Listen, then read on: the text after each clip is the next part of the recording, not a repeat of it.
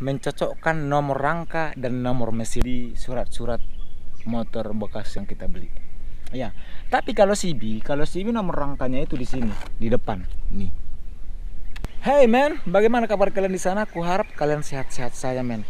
Membeli motor bekas tidak boleh terburu-buru dan harus membutuh ketelitian yang sangat-sangat bagus men. Jadi walaupun tidak semahal motor baru, kalian juga membutuhkan duit yang tidak sedikit untuk membeli motor bekas. Kalau kalian pengen membeli motor bekas, kalian berada di video yang sangat tepat.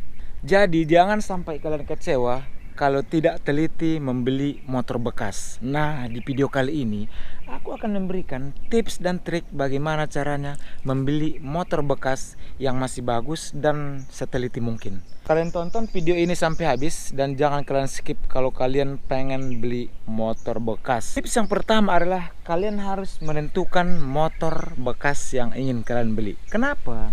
Karena kalau kalian belum menentukan motor yang ingin kalian beli, kalian pergi ke dealer atau ke motor-motor bekas, kalian akan bingung motor mana yang ingin kalian beli. Kenapa hal ini sangat penting? Karena kalau kalian pengen ke dealer, kalian harus tahu motor bekas mana yang ingin kalian beli. Nah, kenapa? Karena kalau kalian pengen cc yang besar, jadi kalian pikirkan dulu. Kalau kalian pengen cc yang kecil yang dipakai di kota untuk kerjaan juga, kalian harus mempersiapkan itu semua men. Kalau kalian cuma pengen di perkotaan, ya kalian cocoknya bawa Matic gitu. Jadi kalau kalian cocoknya pengen balap liar, ya kalian pilih cc yang lebih tinggi.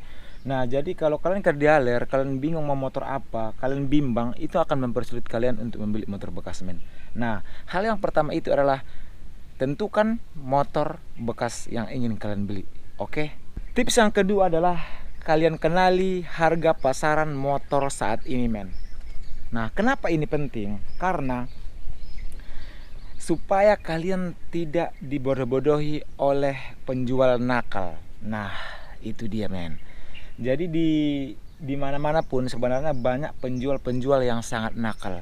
Nah, supaya kalian tidak dibodoh-bodohi, tidak tertipu oleh mereka, kalian cek pasaran harga baru sama harga bekas. Nah, dengan itu kalian pun bisa menentukan motor mana yang kalian beli, dan dengan budget kalian atau duit kalian berapa banyak, kalian bisa menentukan dengan mengecek pasaran harga motor bekas. Jadi, jika harga motor yang ditawarkan untuk kalian juga sangat murah, itu pun kalian harus curiga. Mana tahu mesinnya juga udah mulai tua atau rusak, itu pun kalian harus perhatikan men. Oke, jangan mudah tergiur dengan harga yang sangat murah. Dan apalagi sebenarnya setiap motor itu beda-beda harganya. Walaupun cc-nya sama, tapi harganya beda-beda. Nah, itulah dia tips yang kedua. Kita masuk ke tips yang ketiga. Tips yang ketiga adalah jangan terburu-buru untuk membayar motor bekas. Ini penting, kalian harus menghindari uang muka atau yang dijanjikan oleh penjual. Contoh nih, Bang, abang harus memberikan uang muka supaya motor ini tidak diambil orang lain. Jangan pernah kalian kasih kalau itu motor bekas. Oke? Apalagi kalian juga udah sorok kali gitu sama motor itu, jangan pernah, kalian harus konsisten ya. Jangan kasih uang muka apapun untuk penjual.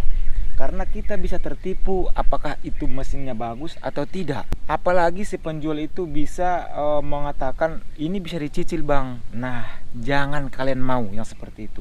Kalian harus berpikir, oke? Jadi alasan apapun yang diberikan oleh penjual seperti supaya motor ini tidak diambil orang lain, supaya semuanya bisa kita tahan semua, karena abang harus memberikan uang muka, katanya seperti itu, jangan pernah kalian kasih. Oke? Apalagi jika kalian itu membeli motor bekas itu secara online, jangan pernah kalian transfer duit ke penjual. Tolong jangan kalian pernah beli motor bekas online ya. Apalagi dia minta transfer duit, jangan pernah.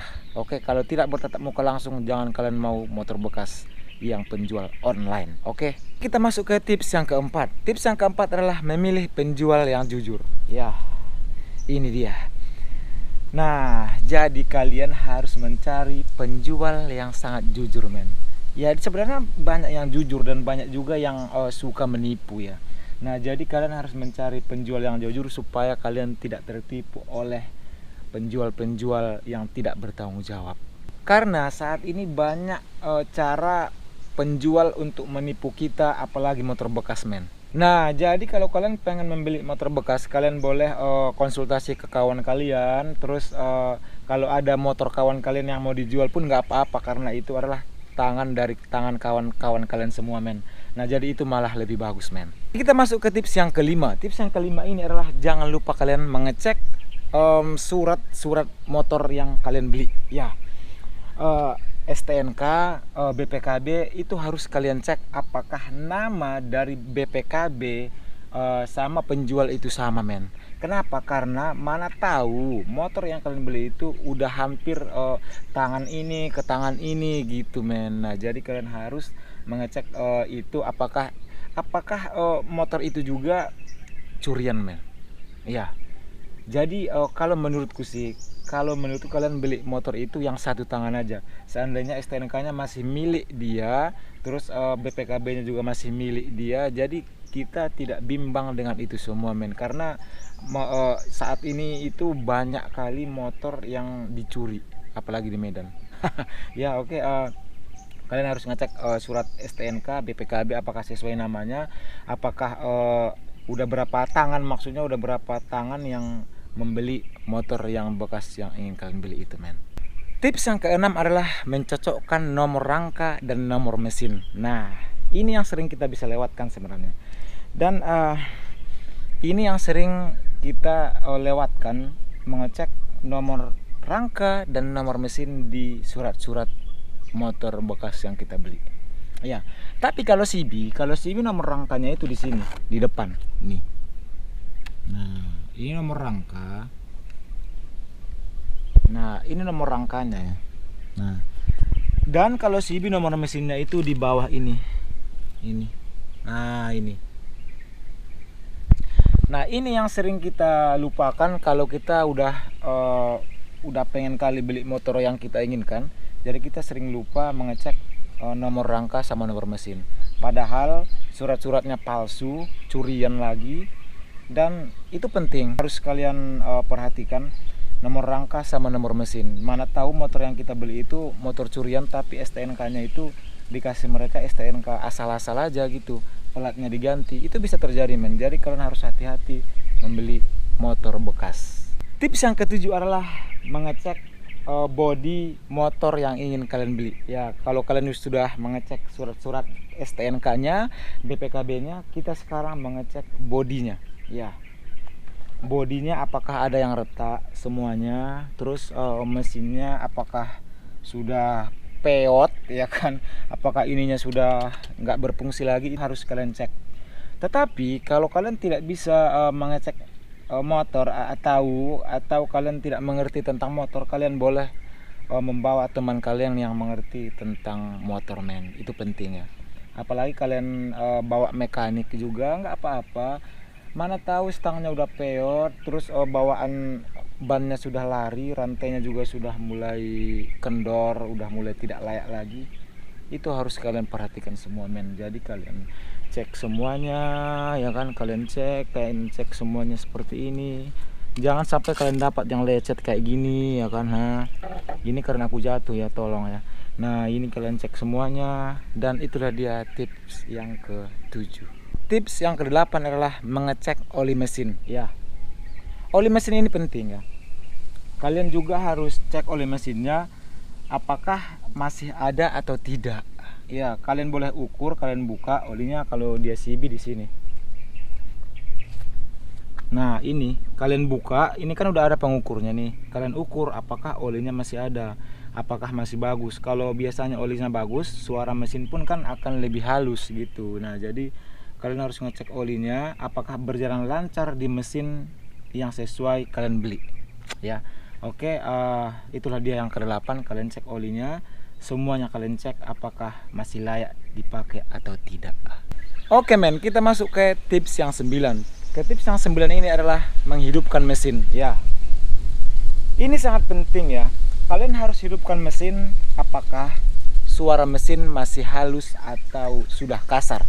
Ya, dengan cara kalian hidupkan mesin, tapi jangan kalian gas, jangan kalian geber-geber. Kalian biarkan aja di RPM 1500. Ya, kalau di RPM 1500 dibiarkan, apakah nanti dia mati atau hidup? Nah, dia kalau dia mati berarti mesinnya bermasalah. Oke, sekarang kita hidupkan ya. Oke.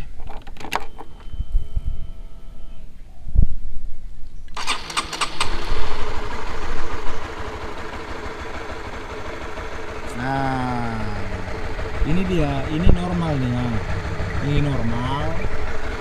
Suaranya juga masih halus. Nah, kalian harus biarkan, jangan kalian gas ya. Kalian biarkan aja, jangan kalian gas. Kalau dia mati, biasanya mesinnya bermasalah. Oke, kalian tunggu sampai dia betul-betul normal. Oke, men. Sekarang kita masuk ke tips yang terakhir. Ya, yang terakhir ini adalah mengecek berfungsi apakah atau tidak speedometer motor bekas yang kita beli. Ya, speedometer itu ini. Nah, jadi ini harus kalian cek, kalian hidupkan dulu. Nah, ini masih berfungsi semua. Ini jam, kilometer, ini kilometer per H.